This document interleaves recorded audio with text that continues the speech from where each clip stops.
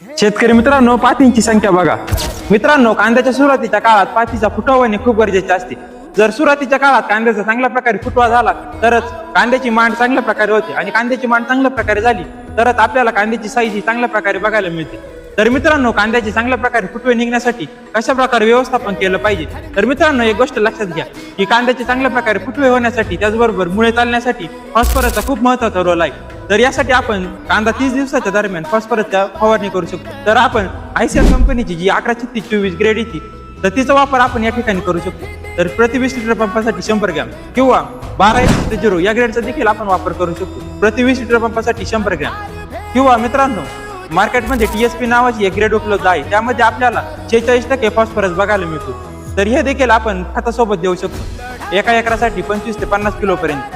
तर यामुळे कांद्याला चांगल्या प्रकारे फॉस्फरसचा पुरवठा होणार आहे आणि आपल्या कांद्याचा फुटवा देखील चांगल्या प्रकारे होणार आहे आणि पुढे कांद्याची साईज होण्यास देखील मदत होणार आहे.